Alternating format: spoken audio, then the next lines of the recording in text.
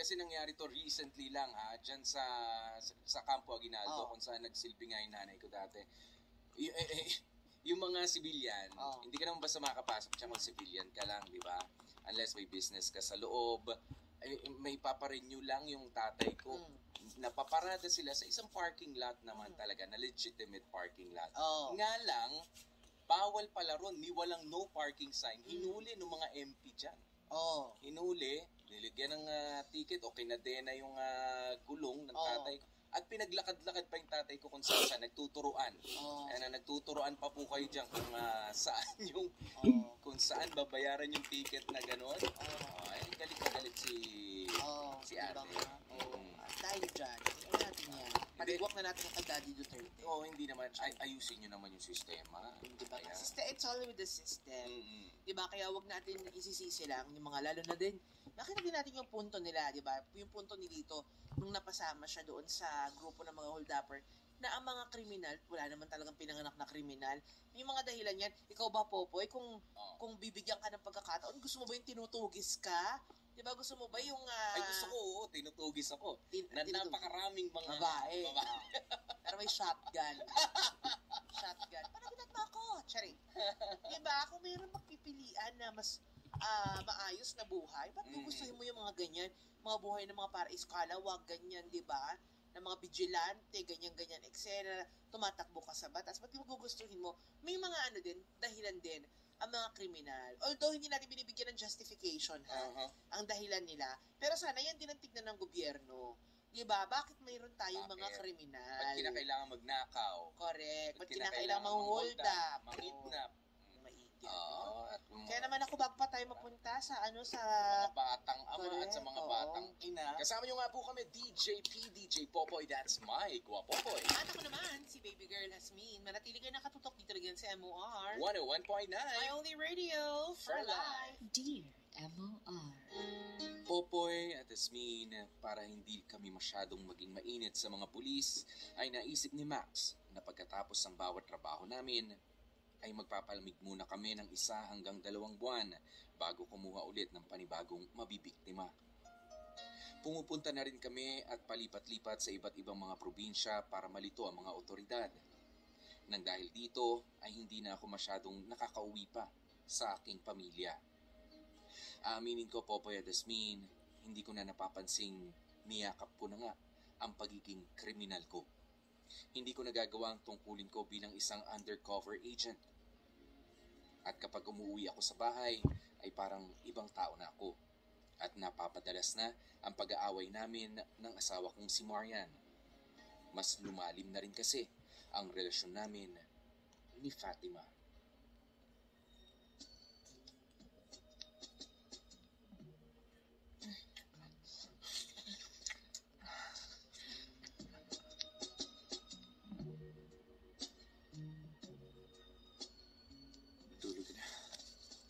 Mamaya na. Yakapin mo muna ako na mahigpit. Ang lamig eh. Talaga nga naman. Okay na ba yan? Pwede na.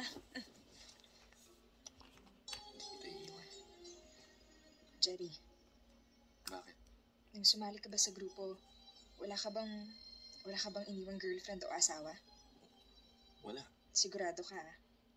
Oo naman. Wala akong tinatago sa'yo. Baka mamaya dyan may asawa at anak ka na pala. Wala nga, ano ko ba? Ang pamilya ko lang, yung tatay at nanay ko. Pasensya ka na, hindi pa kita may pakilala. Hindi pa ka nila alam kung ano talaga yung tunay kong trabaho eh. Pero kung sakaling may tinatago ka sa akin, ayos lang naman. Teka, ano ba yung pinagsasasabi mo? Mas maganda na rin siguro kung bumalik ka na sa asawa at mga anak mo. Delikado yung trabaho natin. Walang mauuli lang pamilya kung sakaling may mangyari sa akin. Ngayon lang. Kung ako lang kasi dito, kung papapiliin lang ako gusto ko nang makauwi sa amin. Kung may sapat na pera lang sana ako para makapagsimula ng bagong buhay. Yun ba yung gusto mo? Gagawa natin ng paraan yan. Anong gagawin mo? Huwag mong sasabihin babanggain mo si Max. Wala akong gagawin ng ganon. Ang hati ko kasi sa mga ninakaw natin, hindi ko pa masyado nagagalaw. Pwede namang ibigay ko na lang sa'yo yun. Paano ka? Okay lang sa akin yun. Siguro naman, papakiusapan natin si Max na Kakalas ka na sa grupo kasi gusto mo ng tahimik na buhay. Mahirap kasing basahin yung iniisip ni Max eh. Basta huwag ka na masyado mag-isip. Ako na mahal. Mahal na mahal kita, Jerry. Pero kung kailangan nating maghiwalay, kung may nasasaktan na tayo, iwanan mo na ako. Wala tayo nasasaktan. Mahal na mahal din kita.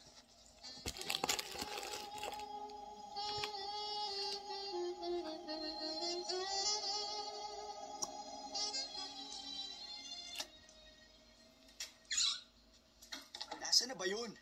Buhisip, dito ko lang nilagay yun eh. Ito ba yung hinahanap mo? Oh, Ba't nasa iyo to? Nakikialam mo ba yung gamit ko? May karapatan akong galawin yan dahil asawa mo ko. Sa akin pa rin yan. Ako lang ang magtatago niyan. Galing ba sa nako tong mga pera na to? Bakit ka nag-uwi ng ganyan sa bahay natin? Wala kang pakialam. Meron akong pakialam dahil pwede kami mapahamak sa pera na yan. Tapos meron ka pang ka-textmate, ang pangalan Brando. Pero yung palitan niya ng text, nag-I love youhan pa kayo sa isa't isa. Hayop ka lito, nang bababae ka! Marian! Marian! Tumigil ka na! Sinabi na tumigil ka! Kahit kailan, hindi ako sinaktan ng asawa ko. Sorry, hindi ko sinasadya. Umalis ka na. Hindi ikaw ang asawa ko. Marian, patawarin mo ako. Bitiwan mo ako! Hindi ako bibitaw. Ako pa rin ang asawa mo. Patawarin mo ako. Hindi ko na alam kung ano nangyayari sa akin eh. Ang sabi mo lang sa akin, magiging bahagi ka lang ng halimaw. Pag uwi mo dito sa bahay ko, mismo yung halimaw eh. Babawi ako sa'yo. Babawi ako sa mga anak natin. Titigil ko na to. Sabi ko na nga, Ben.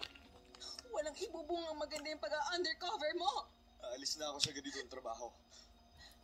Pero meron muna akong kailangan gawin. Pupuntahan mo yung babae mo. Makikipaghiwalay ako sa kanya. Pero kailangan pa rin siyang matulungan na makaalis sa grupo. Popoy at Asmin, ginising ako ng asawa kong si Marian sa mapait na katotohanan. Katotohanan na naging bahagi na ako ng halimaw para masupil siya. Pero hindi ko na napapansing ako na mismo ang halimaw na yon na dati kong kinasusuklaman. Kailangan ko nang ayusin ang takbo ng buhay ko. Hindi ko na nagagawa ang sinumpaan kong tungkulin at sobra na naapektuhan ang pamilya ko. Oo, mahal ko si Fatima.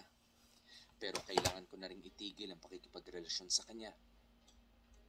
Tinext ko si Fatima at sinabihan ko siyang magkita kami sa dati naming hideout. At hindi ko inaasahan ang mga susunod na nangyari. Kats, dito! Jerry! Bilisan natin, di tayo pwede magtagal dito. Ba't nagmamadali ka? Ito na yung party ko. Sa'yo na yan para Kahit sa